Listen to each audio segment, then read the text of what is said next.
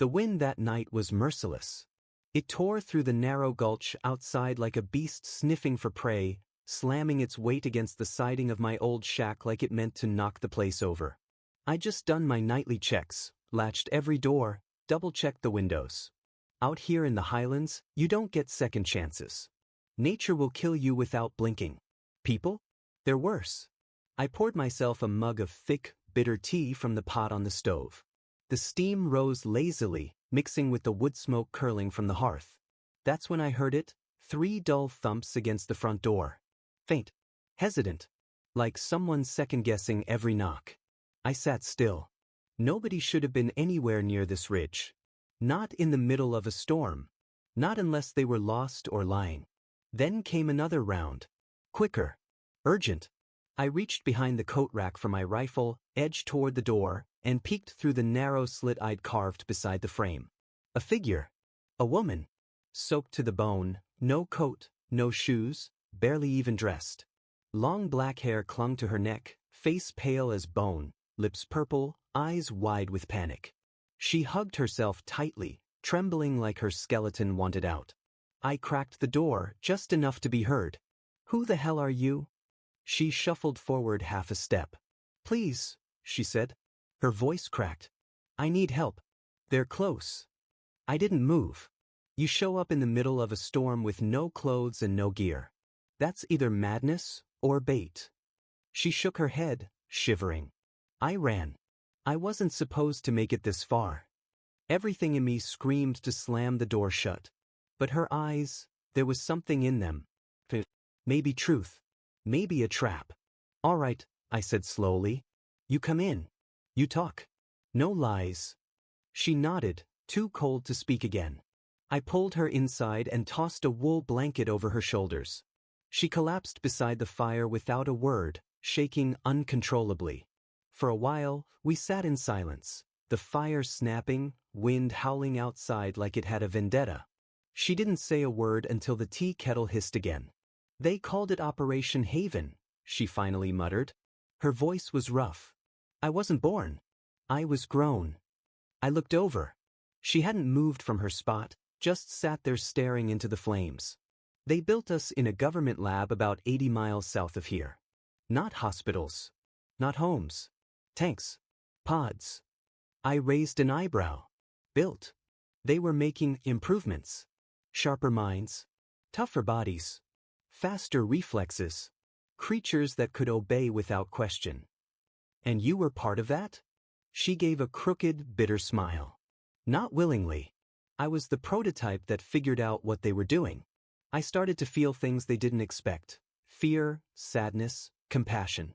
So I ran." "They're coming after you." She nodded. I stood up, quietly locked the door again, and checked the latch on the window. "Why this place?" She hesitated. "Your name came up in the old records. You used to be one of them. Special Forces. Disappeared 5 years ago. They said you quit after something went wrong." That name, my old name, hit me like a cold wave. One I thought I buried a long time ago. The missions. The black files. The bodies left behind. You tracked me down. I needed someone who'd survived them.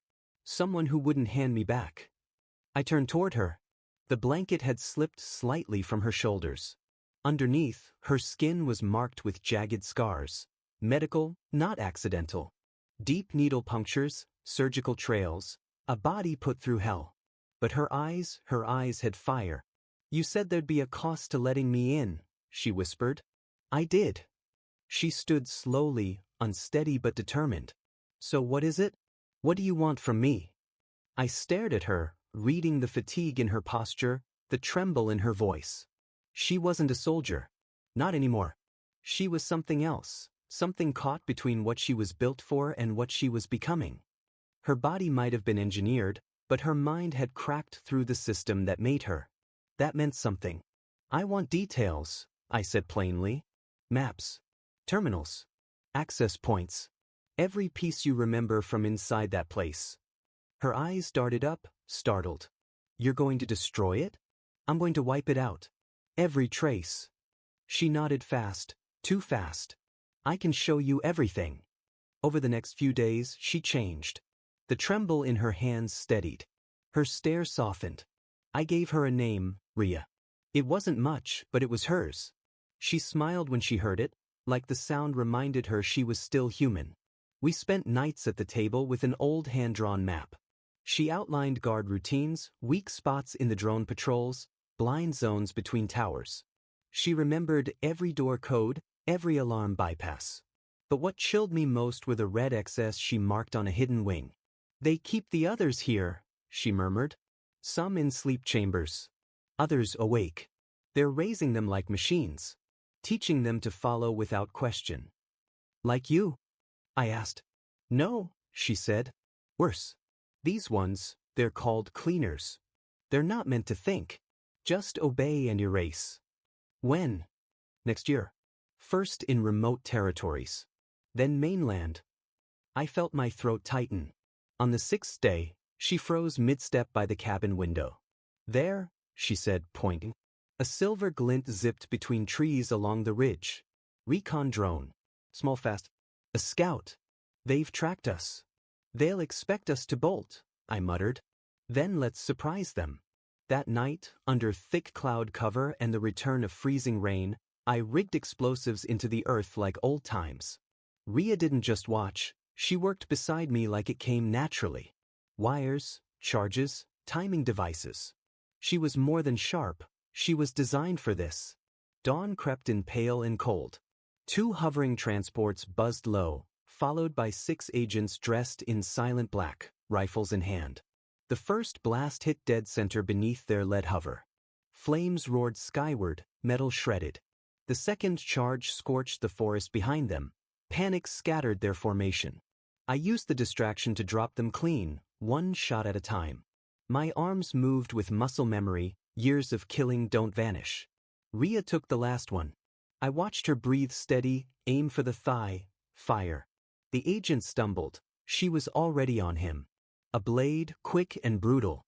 When she stood up, her face was cold. That one ran the needle room. By nightfall, we left their bodies behind and moved under moonlight. The drone was fried. We had a gap, maybe a few hours. Rhea led us east through the ravine to an access hatch hidden under frost and moss. She walked differently now, solid, certain. "You can stay back," I offered, hand on the entry lever. She shook her head. "Not after what they did." Inside, the tunnels were cramped and dark, humming with old circuitry. We slid through the ventilation ducts and found the central hub. She typed in codes like her fingers remembered a rhythm I never learned. I wired the charges. In the sublevel, we found them, dozens of children. Some suspended in strange fluid. Others slumped in corners, awake but empty-eyed. When Rhea spoke, they stirred. They followed her. Not because she ordered them. Because they recognized her. We ran through snow as the compound went up behind us, red and orange flames swallowing steel. Rhea didn't look back. 2 weeks later, I rebuilt the cabin. Quietly. Piece by piece. The children were hidden now, in another shelter farther down the range. Rhea stayed. Most nights, she sat cross-legged near the fire, sipping coffee like it was a ritual. She read through an old survival manual I gave her, page by page. I don't think she slept much, but she never seemed tired. One evening, she looked over at me. "You let me in," she said. "But you asked for something in return." "I got what I needed," I replied. She shook her head. "No. You got more." I frowned. "What are you talking about?" "You got me," she said quietly. And she was right. The snow hadn't let up in days. Wind still howled through the trees, but the cabin held firm. Reinforced walls. Reinforced hearts. Rhea was out back, chopping firewood like she'd done it her whole life. No hesitation in her swing. No wasted motion. She was stronger now, not because of what she was made to be, but because of what she chose to become. The kids in the lower shelter were learning to live like people, not projects. They laughed. They read. They asked questions. And sometimes, when the fear crept back in, they called for Rhea. Not me. Her. She still didn't say much. But when she spoke, it counted. I'd kept my distance from the world for a reason. Saw too much. Did worse. Figured hiding was the best apology I could give. But maybe that wasn't enough anymore. Maybe burning down the past wasn't just revenge, it was a reset. There were others out there. Other labs. Other monsters. She knew it. So did I. And one night, after the kids were asleep and the storm had quieted, Rhea looked at me from across the fire. "What now?" she asked. I didn't answer right away. Just stared into the flames, watching them chew through wood like memory through time. Then I stood, walked over to the old weapons locker and opened it. "We go back," I said. She didn't ask where. She just smiled. Like she already knew. And outside, the wind began to shift.